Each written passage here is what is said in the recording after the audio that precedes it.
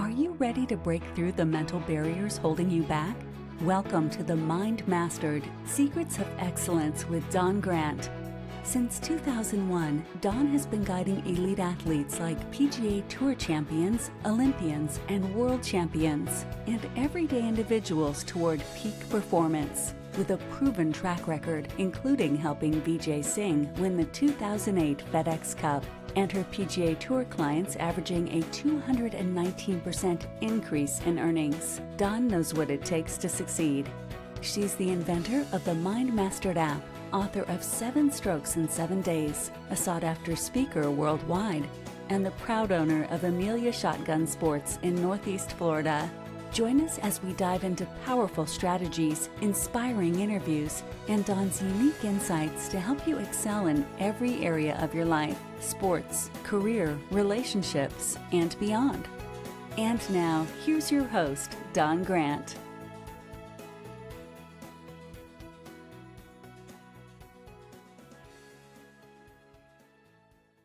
All right, awesome. I am super excited to have the Sean McCarthy. For all you Fernandina folks, you know who that is. And if you don't, you're about to find out, but I'd be surprised. Maybe some of the young folks might not know who you are, Sean. What do you think? True. I am a dinosaur, as both know really well right now. We do. Tell us a little bit about yourself before we dive into details. We've had a very long run in Fernandina. We moved here in 1967 from a little fishing town up in New England called Gloucester, Massachusetts. The first fishing village in the United States, established fishing village, and we moved here in 1967 from one fishing town to another fishing town. Wow. But our family were fishermen up there, boat builders, bookies, horse track runners, a bunch of good people. I love it. I love it. Here with my mom and dad and 5 kids, 1967. We were the damn Yankees because we stayed. Yeah, right. What brought them here? My dad was ready to get out of Massachusetts. He called it Massachusetts. And his sister lived in Lake City, Florida. So when we first moved down in 67, we moved to Lake City and we lived there for 9 months. And my older brothers told my dad if he didn't find a beach somewhere, because we grew up on the beach, he said we were all going to they said we were going to mutiny and move back to Gloucester. Oh gosh. So in August of 67, my aunt rented a beach house, and we rented the downstairs and upstairs, 2-story. And this true story, we stayed there for the week. And the last day we were there, my dad walked over to the lady next door in the house. She was out in her carport smoking cigarettes, and Dad talked to her and came back over. And Mom said, "What were you talking to that lady about?" He said, "Oh, I just bought the house." That's amazing. We bought the house on the beach where our family's been for 50 years, more than 50 years. And he bought it for $6,500 on the ocean. Oh my gosh. And do you guys still have that property? No, we just sold it. We just kind of sold it. So yeah. It's a long story, but we had to let it go. None of us could afford to keep it anymore. I know, I hear you. Sad though. Very sad. Hey, we had a great run there. Sure. And we'd loved to have bought it and kept it going, but you know what? You can't go back. So times have changed. Yeah, and it's all part of it. It's what happens. It's called time. Yeah. Evolving. Yeah. Many people around Fernandina know you for a specific reason. Your music career, right? Yeah. I guess you could call it that. It's a passion and a sickness and a blessing all rolled into one. I'd love to hear about that. So when did that particular passion start? Because you have others too, right? I started at the age of 13 because I had 3 older brothers and they all listened to music, all kinds of different music. And my older brothers listened to the Beatles and the Rolling Stones and Led Zeppelin and Jimi Hendrix, everybody. And my other brother listened to the Eagles, Allman Brothers, Marshall Tucker. And then when I got to that age, I just felt the calling. I bought an old Silvertone Sears guitar. and took one lesson from a fellow by the name of Mike Thweet, another cool family of Fernandina. They're all related to the Burnses and the Merzejewskis and all this. Anyway, I took a lesson from Mike Thweet, took one lesson, and it said, bring a notebook, brought a notebook paper, and wrote out the chords that I needed. And that was it. The only lesson I ever took. So he said, you just got to practice. So I'd practice in the living room of that beach house. Yeah. So I'm in, drive my mom and dad crazy. So, and I wrote my first song at 14. And Oh, wow. bought better guitars. But, yeah, and it just morphed. And then I started playing at 15. I started playing. My first gig was at an ice cream parlor where, what's that restaurant, that new Mexican restaurant? The mezcal? Mezcal. That was an ice cream parlor Oh. there. And they had it was a small ice cream parlor, and they had a gazebo, and I played in the gazebo for $15. And I think it was a milkshake or something like that. Oh, my gosh. And shortly after that, I was playing. I had, everybody called me Little Big Man because there was a band here called Slowpoke. And I was always hanging out with the Slowpoke band, which are 10, 12, 15 years older than me. I was getting to go to bars in Jacksonville and play. And I played during their break. Oh, wow. And Skinner crashed. Leonard Skinner, God bless him. They all crashed. And so the members that were still remaining, they were good friends with Slowpoke. And when they started getting healthy enough, Leon Wilkerson and Billy Powell and all them, I would play with them during Slowpoke's break at the club. So did that. And then at about 16, I found, which everybody labels me as Fernandina's Jimmy Buffett. But I always said, well, damn it, I write my own damn songs, and I'm me. But now that he's passed away, it's kind of, I take it as a bigger compliment, because my voice is real similar to his. I listen to a lot of his stuff. My writing, I use him as a mentor, not looking back, So I hate to be going on and on, but yeah, full circle. Now we're putting a show together that's a 90-minute. Everybody's doing tribute bands, so I said, well, I don't want to, me, I wanted that different drummer. So I said, let's call it a salute, not a tribute. Oh, okay, nice. Putting together with the guys that are in my band, and we're bringing on some other people to play. We're putting together a 90-minute show for customers that want to have a Buffett show.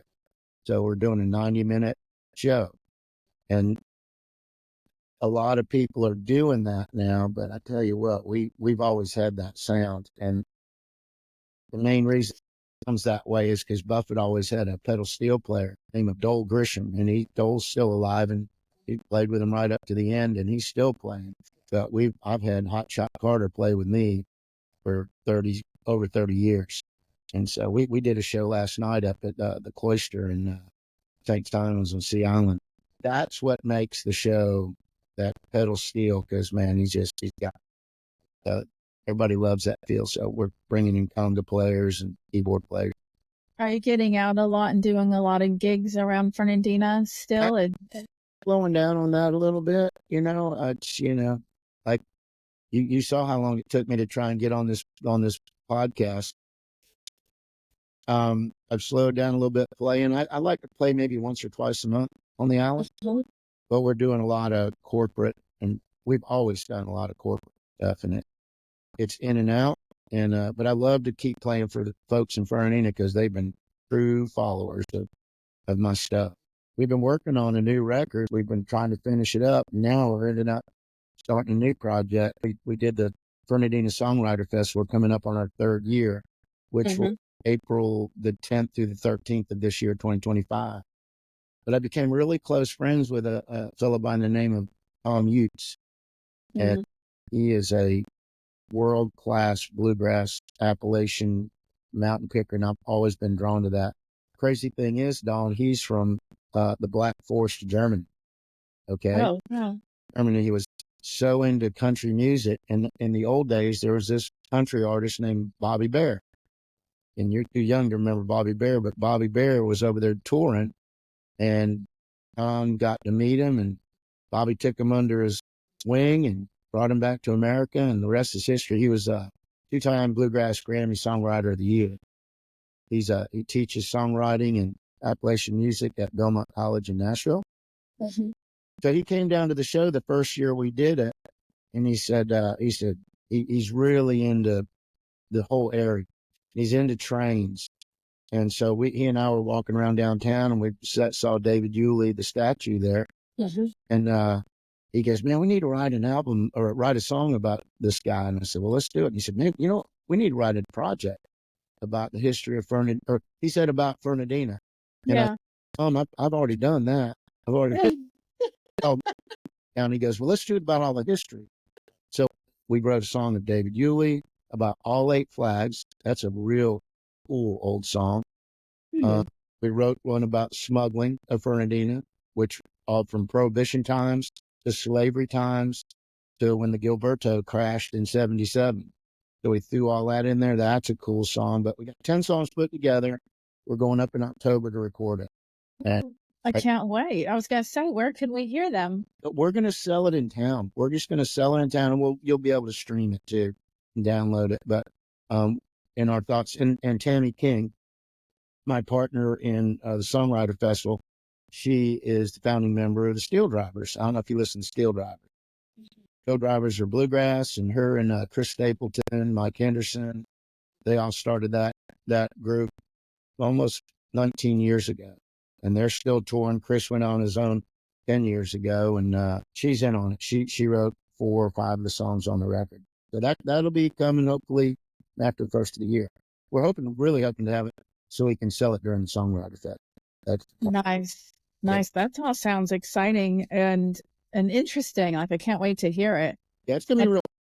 Not going to be a lot of the beachy. It's all going to be banjo, mandolin, fiddle, dobro.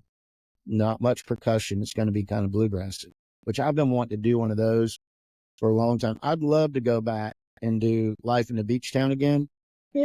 Totally with a bluegrass feel. Oh, wow. That would be cool. Yeah. I'll do all the same songs, but do them that way. And maybe one day it'll happen. Maybe it won't. Who knows? Who knows? Yeah. Okay. Life in a Beach Town. When I moved here to the area in 1994, so mid-90s, late 90s, I don't even know how far into the 20s, but you were playing, I don't even know, 4 nights a week or something like that. You were definitely into Down Under. Yeah. Sandy Bottoms. Yeah. I never played every night like a lot of the kids are doing today around here. Because my thought process was I don't want to burn people out. I didn't want to play the same things, same songs. Granted, these kids have iPads in front of them now, and they can learn quicker, and they do. But I always took it as a writer, and if I didn't have some new material, I didn't want to play much. So, but I Buffett stuff, and I do some of the country stuff that I really liked. If the song meant something to me, I could make it part of me, I would do it. But yeah, I played a lot more than I do now. I played maybe 5-6 times a month at different. Oh, okay. Yeah, we played the Down Under for sure because I was trying to drum up business for my brother so he could and chicken wings. And it worked. It was packed out. And it worked. He'd always tell me, "Oh, I didn't make much money." I said, "You lying sack." Oh no, it worked. So that must have been what felt like I saw you regularly. I just saw you weekly at the Down Under then. We would always do Sundays. We would always do Sunday afternoons. We called it kind of like going to church. It was Sunday afternoon church. So that was us. That was me, Hot Shot, and Marcus Carter, his son. And before him, it was like Davis Turner, which Davis is still, he's slowing down a bunch, but another great picker, great songwriter, Fernandina. You ought to podcast that guy one time. To me, he is a local legend. So, I mean, he did O'Kane's for 18 years straight. Oh, wow. And he and I and Susan Gallion were one of the first people in there playing. So, but yeah, that was one of the places you probably came and saw us because he would play Friday and Saturday night, and man, you could not get in that place. And do you remember, but you could smoke in the bars back then? It was, oh yeah, smoke, you were like, holy crap. I loved O'Kane's. That was such a cool place. Yeah, yeah. And you know what? Another thing, time marches on, don't it? Time does. What's new now? I used to keep track, and I don't even know what that spot is anymore. Brewing company, Leon Brewing Company. Oh, okay. Yeah, and Yeah. I'm working. I haven't written it yet, but I got a title because I'm a title writer when someone says something. But when I was fishing a lot, when I was charter fishing, this is not just here, but it's everywhere in the United States. That if you're fishing and the fishing stunk the day you took the people that came fishing, we'd always tell them you should have been here yesterday. So there's our T-shirt been here yesterday. I want to write that. I want to write that should have been here yesterday, and I think I'm going to write it with Tom. That sounds good too. You know, everybody says, "Oh, we love Amelia." Well, you should have been here yesterday. Yeah. Oh, yeah. So are you not doing the charter fishing anymore? Oh no. 'Cause I see your signs around. Oh, they're still No. around. Yeah, well, got to get out and take myself.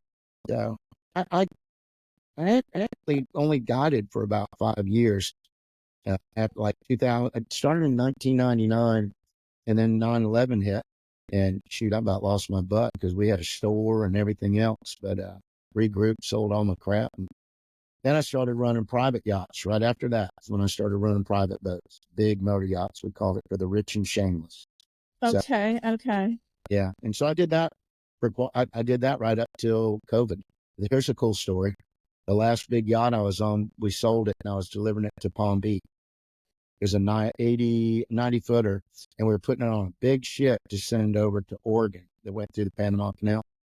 But we were bringing it down when they closed the country down.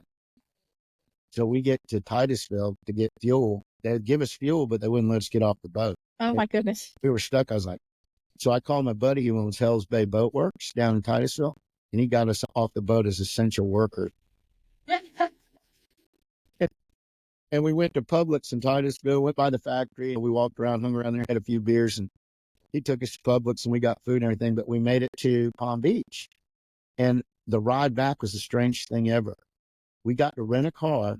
There was a pickup truck in the Palm Beach airport, and we were the only people on the highway.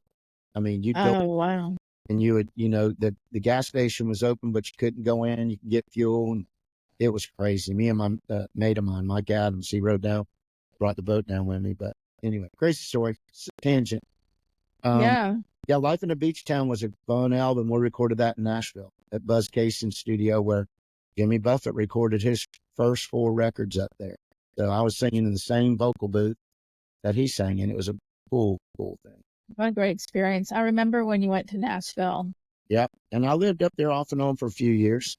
Mhm. Yeah, we're going back up in October and going to spend a week and record and see old friends and maybe write a few new songs. 2 years ago, I went to Nashville for the first time. And unless you actually go, there's nothing compared. Like, you can't read about it and understand. You can't watch videos and understand. Like, until you're there, you just cannot get a grip on what's really happening. Well, what the majority of the people see is the bridesmaids. We call down there on Broadway now, we call it industrial country because it's just a warehouse of freaking madness, But all the studios aren't, we were talking about it last night after the show, the studios aren't quite as prevalent on 16th Avenue like they used to be. Now they're dentist office and attorney's office and insurance offices, but there's still a ton of studios around up there that still work around the clock, and it's still the same thing. If you're going to be a songwriter, you got to be in Nashville, New York, LA, or London. If you're going to make it, Tammy King told me, she said, "Why did you leave?" And I said, "Well, divorces and families and kids, and I had to come back, And she said, "If you stuck it out, you'd have been there, you'd have made it." She said, but she had a great thing. She said, "You got to be present to win," and you do. You got to be present to win. Yeah, I imagine. And do I wrestle with it? Yeah, because I know I probably would have done it and had a bigger checkbook and all that stuff. But you know what? I got 4 great kids and a lot of great memories, and all my family in Fernandina. I had to leave them. So you do what you got to do. Yeah, yeah. It was a good adventure, and I'm sure you enjoyed your time while you were up there. And oh yeah, and like I said, it ain't over. We're still we just had a song put in a movie with Tom Yates and So yeah, I think we made $60 a piece, but hey, it's in there. So That's great. That was fun. it like artists like Van Gogh, you don't become famous till after you're gone, because I have over 50 songs recorded out of the 3 albums that we got. And we got all kinds of other stuff in the can that hopefully will come this way. But I've written, my oldest son Jason and I, he counted up. I have over 1,000 songs that I've written and co-written. Wow. And it's always been a true passion of mine, writing a story, and putting it to music. And I write just enough to play, to make the story work. I know just enough chords, what it is. Yeah. So Yeah. somebody like me that's not in the music industry, you write a song and you want it out there, or you'd like for it to be out there, where does it go? Like, so you've got 1,000 songs. What if you want exposure on those? What do you do with them? You got to be in Nashville, and then you get a publishing deal, and they work your songs. And in this day, it's a little bit different. You don't have to live in Nashville, but you have to make an establishment there. They have to go, wow, this guy writes good stuff. They'll sign you as a publisher, and you'll do it from wherever you're at in the world today. But the chances are very small if you're not there putting your face in the door and meeting people. It's the meeting people in the industry. And I already did that part. You know what I mean? Mm-hmm. So some of them are moving here. So some of my friends have moved here, like Tammy and Jeff, her husband.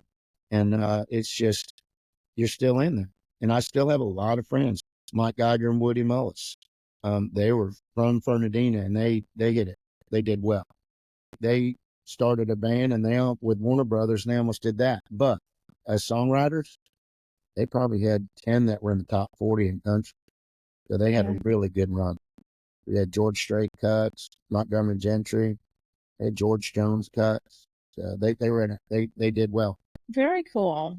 Very cool. So what are you doing nowadays related to work or anything like that? I've turned the ripe old age of 65 this year. So I'm going to slow down. I'm slowing down a little bit. We've got a beautiful lady that she and I are happy as clams.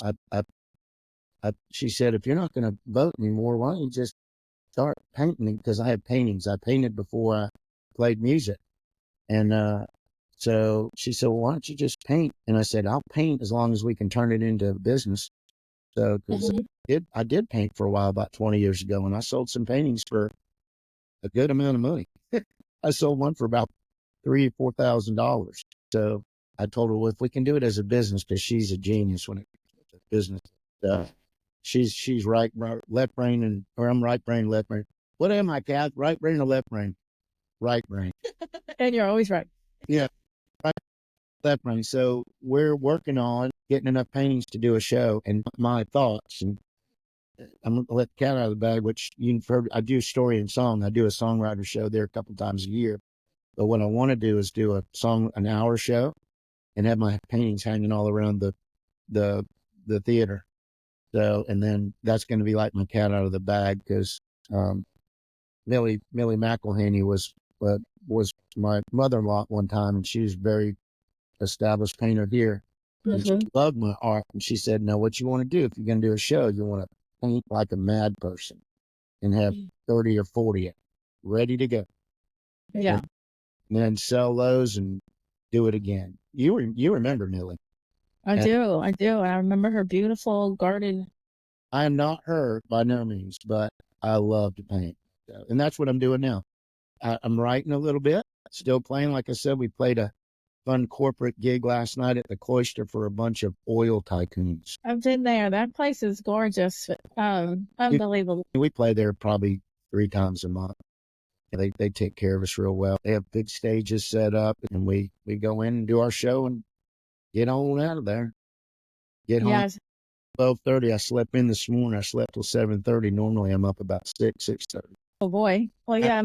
Didn't get done till, get home till midnight. Don't like that. We're playing Savannah this weekend, and Kathy and I are going to stay, hang out for the weekend. That sounds great. Yeah. Millie was actually like best friends with Kay Grant, right? So Oh, yeah.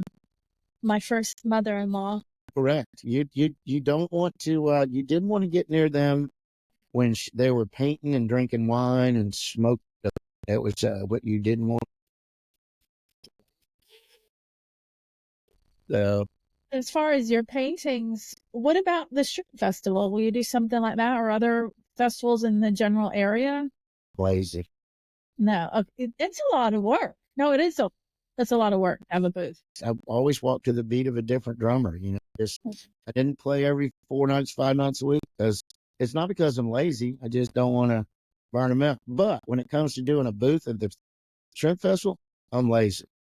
So I'm going to work on getting a few galleries to get in. Probably do one where Millie used to hang. They're in St. Simon's. That's a good area. In Charleston, I'd like to go to Charleston and find a place. I think I have one in Savannah that I can find that I can.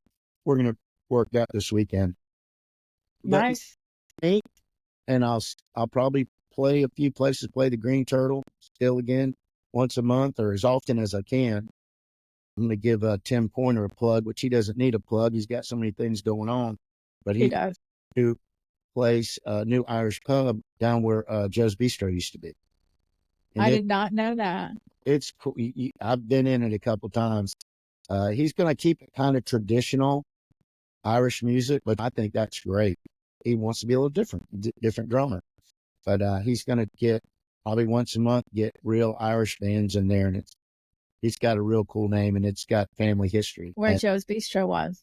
where it's all and what Joe's Bistro was. So, and it's a full liquor bar. We're going down. I'm going to have me a Guinness and a Jameson. I'm going to have a shot for my dad. Harley, Nice. he created me and my mom, Alice McCarthy and Harley McCarthy. My dad gave me my stage presence. My mom gave me my art and talent because her brother was a pretty famous commercial artist for Dell Computer way back, which I think was called Digital back in the day, but he was their art director for the computer company. And Dad gave me my stage presence. He was a painter and he was a lead trumpet player in a big band. Oh, wow. Yeah, so that was pretty cool. So that's right. Get my art side from my mom and and my stage presence. If you knew my dad, I think, Don, for a little bit. So dad he lit up a room wherever he went. So, Yes. I do recall. Yeah. That's great. And no wonder you're so artistic and crafty and you've got all that. What do we figure out? Your right brain. I Got am. lots of right brain happening. Yeah, I can't. A good friend of mine up in Darien, Georgia, Vic Waters, great songwriter, and he is me up there. But he just turned 80 this year, and I put a photograph up of one of my paintings, and he said, he's so creative. He said, I didn't know you were double creator or whatever. I said, no, he's a nut. But he just turned here, and they have a park in Darien. You ought to go up there. It's cool. They have a park with a big amphitheater. There was about 4,000 or 5,000 people showed up to his birthday party. That's the drawing he's got around Darien, St. Simons, Brunswick area. He was a huge deal up there. Great songwriter. He had 11 records out. All Wow. independent. He was going to get signed with Universal artists up there in Nashville. He ended up being an independent artist. And he's a great guy. Just turned 80. He said, man, I never thought you'd make it that far. Yeah. What would be so what are some of the challenges you've faced in your music or your art, or you've done some stuff obviously related to being an entrepreneur for your fishing and then captaining the yachts and all, but that's a lot of entrepreneur stuff and personally driven. And what would you say to somebody who's wanting to start kind of doing their own thing? Well, I don't think there'd be another person that would be stupid enough to try and tackle everything I tried to tackle, but I did it just to eat, I had a lot of passions, and luckily I had a lot of blessings to be able to do all I'd done. And when it boils down to it, art is just a gift from the good Lord and music. But he gave me the desire to be on the water, building boats. I built boats, worked in marinas, but I built boats from scratch. I took drums of resin, rolls of material, and turned them into a boat. Wow. Yeah, those people that have it, just there's going to be trials and there's going to be hills you got to climb, mountains you got to climb. But if you believe in yourself, you're going to do it one way or another, whether it's right or wrong. That's the beauty of painting and songwriting. Nothing's right, nothing's wrong. There's just critics. How have you handled critics over the years? Did it used to bother you early on or anything? Because you really do have to be like vulnerable and open and put yourself out there if you're writing something, right? Even a book, because I've been a book writer myself. Beginning, I probably took it to heart, but then you just go like, but the way I looked at it, somebody told me a long time ago, hey, they can't eat you. Well, maybe they can't. They can't eat you. So anything else like sticks and stones, they break my bones, but names will never hurt me. So just a bunch of opinions, right? And they're going to be all different kinds. yeah, and everybody's got one, just like you know what. So, but yeah, I mean, you take it as it comes. You take it as it comes, and you reinvent yourself. We were talking about that the other day. I don't know how many times I had to reinvent. You just roll with the punches and keep going. Yeah. And I'm still able to do it. That's the thing. I'm still able to write, and I love to write. I've written more since COVID with a lot of different writers. You know what I mean? Yeah. And we did it just like you and I are doing now, but we did it through FaceTime. They could be in Mobile, Alabama, which I write with Eric Erdman a bunch. He's a great songwriter. A lot of people in Nashville, we still write. We write just like this. Yeah. Just Tom Utes and I wrote that whole record just like you and I are doing right now. I think we were on when I was up in Nashville. We do a show up there in January at this big club to promote the Songwriter Festival down here. And we probably had 40 people come down from Nashville, artists and people just, whoa, let's go to Amelia Island. So that just came out of Nashville. That seems like the one main thing that's been consistent in your whole life is the songwriting. Yep. And I love to play. I hate loading up and hate traveling, believe it or not. Traveling. I mean, I hate flying. Hate being stuck in a car for 10 hours to go somewhere. But when I'm up on the stage, you put me on the other side of that microphone, it all disappears. It's all work. Yeah. And then you get in the car or van or the bus or whatever, and you head on back.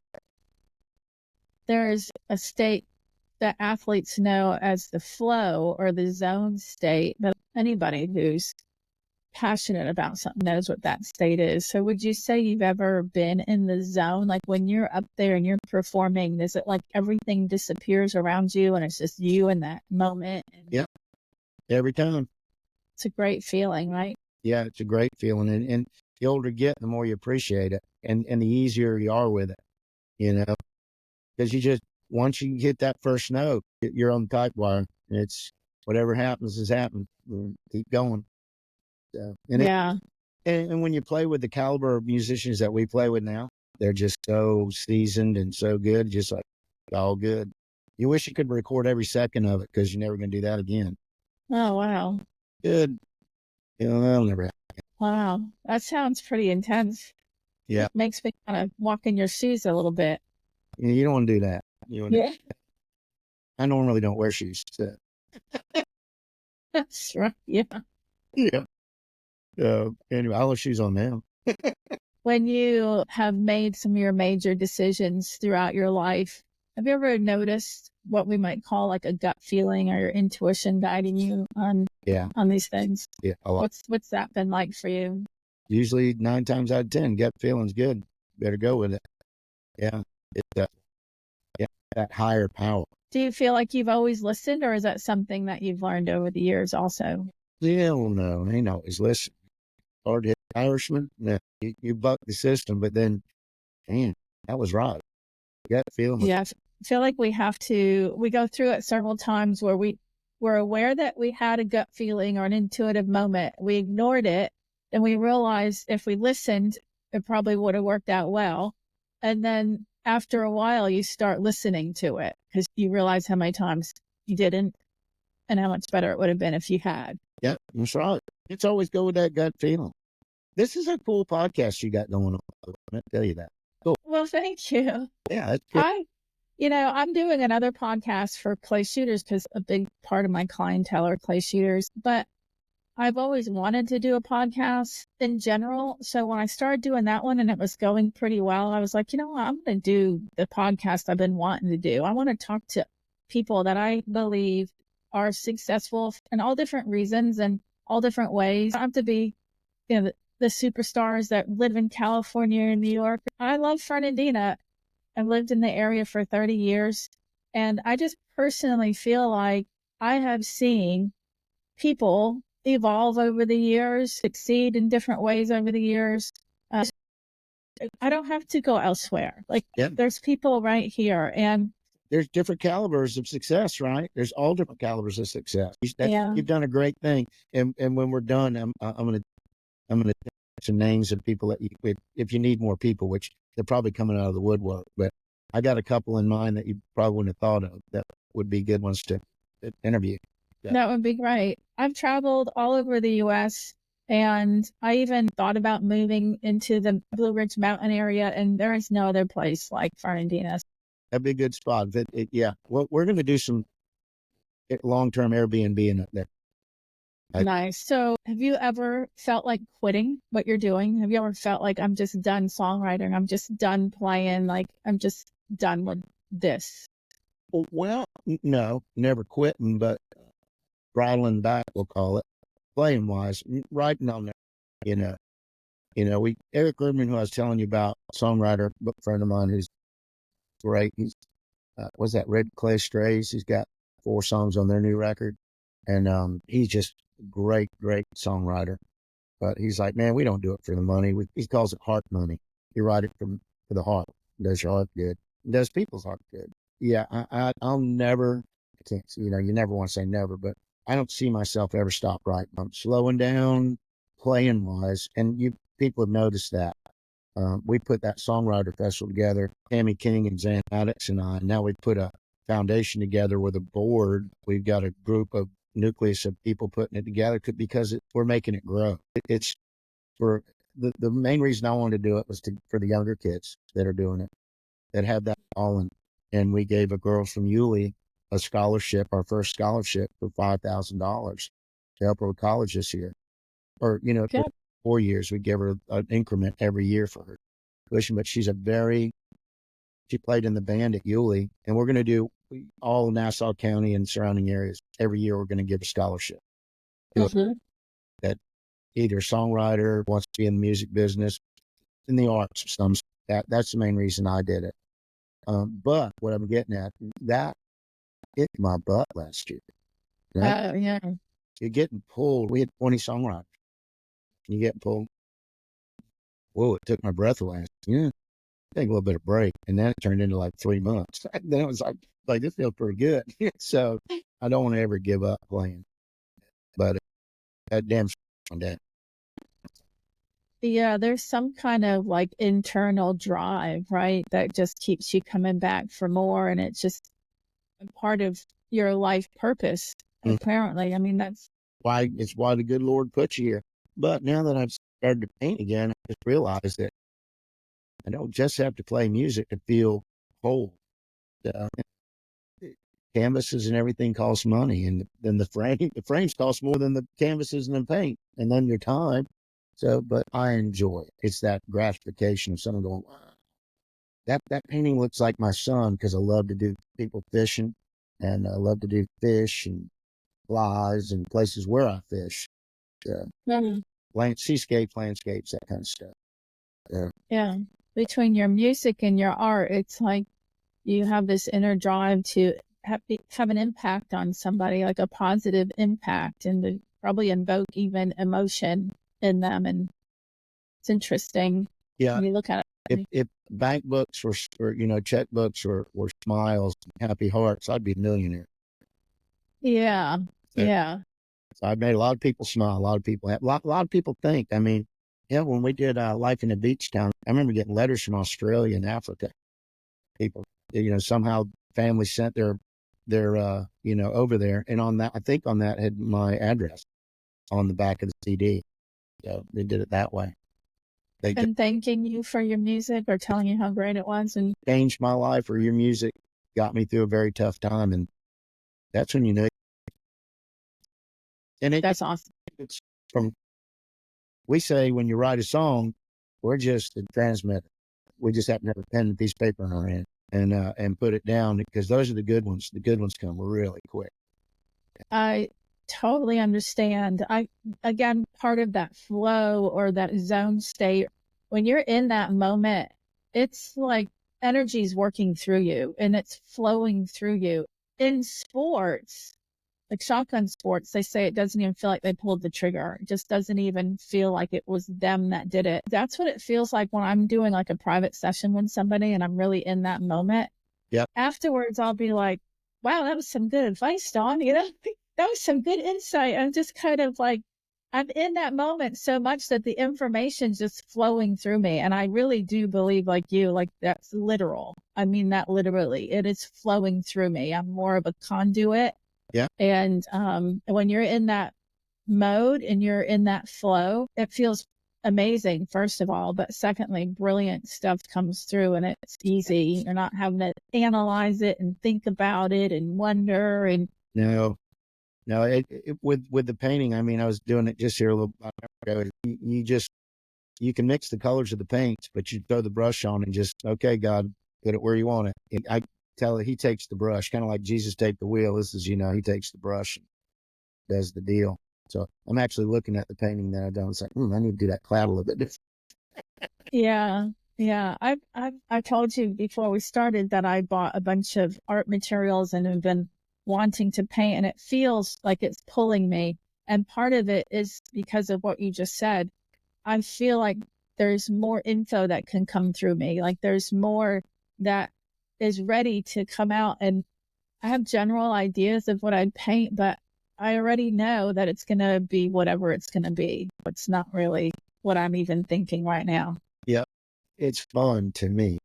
It's my creative side. It makes me feel whole. Yeah. Feel like Yeah. I'm doing something, what I'm supposed to be doing here. Which goes to another concept that I believe is important for people when they're looking to be their best selves in their lives, is to actually be enjoying what they're doing. That's right. I need to come out there and see your place. I know we're interviewing me, but I've been out to see your place. So. It's great. The Shotgun Club's been there. Claude Goodbread had it like almost 20 years ago, and a bunch of his friends and blue collar workers around the area, and they just went and shot for fun. And so when I bought it 7 years ago, I started fully marketing it and opening it more. I had to fix it up a lot. Yeah. It's fun. I opened up a second course. I'm not a shooter by no means, but it'd be fun to come out there and try it sometime. Put some headphones on. It is fun. For a while, I guided up at Cabin Bluff before they closed down. For 1122, the church took it over, but I did that for a couple of years because I wanted to get off the big boats. And I was in the fishing department over there. I ran the flats boat and fly fish people up there. You remember Cabin Bluff, Don? No, I don't remember that. It's the second oldest hunting lodge in the country. And it was just north of the base, north of Kings Bay. Look it up. Look up Cabin Bluff. It's John Floyd from the Revolutionary War was given all that property up there, and part of it was a hunting club. He turned it into a hunting club. John Floyd was given from St. Simon's Island to the St. Mary's River, and like 50, that was all his property was given over and then it dwindled down, but it was still a hunting camp, or a hunting lodge. Beretta was a main sponsor up there. But they were always hunting quail, hunting dove, deer, hogs. They had a whole department. They had 10 guides hunting, and they had clay ranges up there. And then they had 5 or 6 guides fishing. The big Warner ladders, big corporations. They spent 4 days fishing, hunting, and having meetings. Is it still there? It's still there, but the church 1122 over in Jacksonville, that big church, they bought it and turned it into a church retreat. But the pastor, they still hunt. They still hunt up there, and they have functions up there. And I'm telling you, it's been around since the Revolutionary War. That sounds cool. Yeah, and there's horse barns up there, and there's a lot of like Calvin Coolidge used to come there all the time. Truman used to go there. They did the G8 Summit up there probably 20 years ago. So there's a lot of history up in that area. Great paintings in all the cabins, original paintings, oil paintings. Great. Wow, that sounds awesome. I'll definitely check that out. Mm-hmm. The clay shooting, you don't have to have experience. You don't have to have your own gun or anything. We help you with everything. Perfect. I don't own one, so I'll have to rely on you. Bring some earplugs and do you have a barn out there? We have a pole barn. Not enclosed. barn. I thought you said A barn. a bar. Oh, bar. It ain't so good, huh? No, I guess. Yeah, you shouldn't really drink and shoot. I have considered getting a liquor license or trying and having it available after shooting, but it just felt too sticky for me. I didn't really want to end up having to deal with that. Out over, I was closer to the target than you did and got shot at me. Yeah, that wouldn't be. My son, Charlie's the course manager, and then his wife, Anna, she's inside. She's the inside club manager, and I have other employees. 5 days a week or what? It's closed Tuesday, Wednesdays, so it's open Thursday through Monday. Well, I'm going to stop by. I mean, we're right around the corner, not too far from you. As crow flies. It's blowing up out there by you now. It's all over now. Wild light. Holy. I just wrote them a song that we're negotiating. They want to use it for their publicity. It's called Wildlight. I wrote a song for Crane Island about 10 years ago. Me and drummer Daniel Daly. We were all together one day. I'd play a lot of private stuff at Wildlight. And they said, hey man, you need to write us a song like you did for Crane Island. So about a month later, I write in the morning always. 10 o'clock in the morning, grab me a cup of coffee and wrote it in about 10 minutes. And they loved it. So, oh my goodness. They haven't written a check yet, but it's sitting. That map of Wildlight that goes all the way to the river where they're going to have like a resort and then all the way down to, I guess, A1A and then all the way over to 95. The Shotgun Club and some of the good bread land and the paintball is like this tiny little rectangle in the middle of all of it. That's cool. Hang on, because it's going to get bigger. You'd be surprised. The club can be actually pretty slow, especially in the summer. So I'm still working on getting the word out there. Well, if I can help in any way, let me know. And we'll come out there and do a show sometime. It'll be fun. Definitely. Yeah. Definitely. The thing about Wildlight, they're doing a walkway from we're over here off of Rose's Bluff. From Rose's Bluff on the waterfront, they got all that property there. And they're going to meander a hiking and biking trail all along the Jolly and the St. Mary's River, all the way up to the border. I love that. 13 and a half miles long. I've seen that because I'm a big bicyclist. Me too. But there's a lot of history up there. There's a lot of history in those woods up there. Randall, Randall's, there used to be a village there. And they did timber out of there. There were timber mills up there. You know what Crandall is? Just up the road. It's 3 miles from you at the most. So on the river up there. That's where I learned to water ski. Oh, okay. You know where the bluffs are up there? Crandall Bluffs? No. Wait. I probably do because I'm actually in St. Mary's and I can see bluffs. Yeah, you're looking at Rose's Bluff, which is right here where we are. And Bluffs is right around the corner.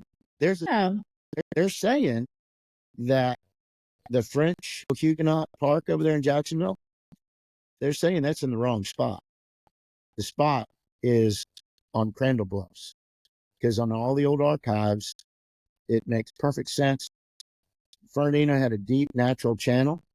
So they came in there. They got all their water out of the St. Mary's River because St. Mary's River had tannins in the water, which the water was fresh, and it lasted longer to go back to Europe because it was a 2-week trip back to Europe, and they would fill barrels up. They'd sail way up to St. Mary's, get fresh water, come back out. Yeah, Jacksonville, the St. John's River was too shallow back in those days. Fernandina was a deep seaport. Of course, that's another day, another story. Yeah, interesting. You're so full of good history. I'm full of something, I can tell you that. Well, very cool. Is there one piece of advice, kind of wisdom, magic pill that you would give to listeners as you've now older and wiser man? Success is your theme in this thing is, success is what you make it and live it. So it's not money, not fame. It's not any of that stuff. It's when you get to the age that I made it to, you're still here and you're happy. And you start looking at things a lot differently. Yeah. And Yeah. don't ever take no for an answer. Just keep swimming. Just keep swimming upstream. And that's really a lot of it, isn't it? You might have a rough day and you might want to go to bed early, but you wake up the next morning and you're ready to go again. And you just keep fighting and moving forward. Yep. Just say, thanks for letting me be here, and go hit it. Go hit it again. Nice. That's great advice. Mm-hmm. For listeners, I wanted to tell them that they can get some free goodies, including a free golf cart or push cart rental at dongrant.com/free. Also some free hypnosis meditation things and such like that. So if somebody wants to buy some of your art or hire you for songwriting or hire you for performing, how can I get a hold of you? Go to SeanMcCarthy.com. Sean McCarthy Band. Good to remember. So you got to have the word band in there. SeanMcCarthyBand.com. Yeah. Somebody will get back with you or follow us at Facebook, Instagram. So you follow us that way. I used to put out a lot more goofy webcasts, and over Corona I did one every Saturday. I remember that too. Yeah. That's how my woman with me now, my wife, that's how we met. That way. She stalked you on your live show? Yeah, we won't call it stalking, but she's like, I like this man. And I liked her. So social media, would it be Sean McCarthy Band again or Sean McCarthy? We have Sean McCarthy Band Facebook right now, but you know what? Like I said, I'm throttling back. We're talking about maybe dissolving that into Sean McCarthy. So, but between the two of them, we got plenty of friends. We got 5,000 on one and almost 5,000 on the other. So I don't need to sell that many paintings or play that much anymore.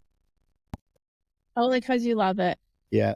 You know what? When I start getting too slow, the phone always rings. That's another part of kind of being in the flow of following your passion, is never to panic when maybe business seems slow or the phone calls aren't ringing as much, because it always seems to come back around, doesn't it? It does to it. You know, you got to keep it fresh. You got to keep your foot in the pool for a little bit, but I've managed to figure that out. So I keep it in there just enough. I don't want to be leaving yet. No. Keep going just. No. So I'm really looking forward to putting a show together, and hopefully I can do it with Story and Song, which I know we will. We get along great, Donna and or more. They're great people. Yeah, they are. They do a lot for Joy to the Children. Yeah, they're great. I love them. Yeah. Nice. Well, anything else you'd like to add? What's for lunch? Yeah.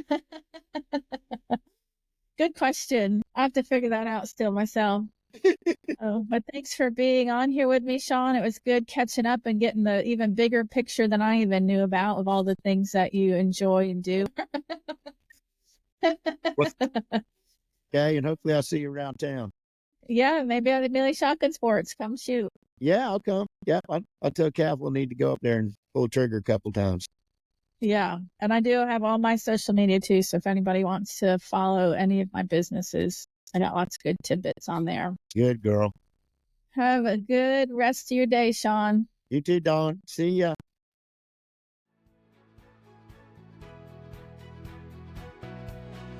Thank you for tuning in to the Mind Mastered Secrets of Excellence with Don Grant.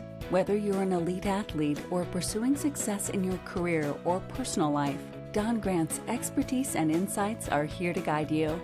Don't forget to visit dongrant.com/free to grab your exclusive free resources, hypnosis audios, mental training tools, and even a golf cart at her club. If you enjoyed today's episode, follow, rate, and share this podcast.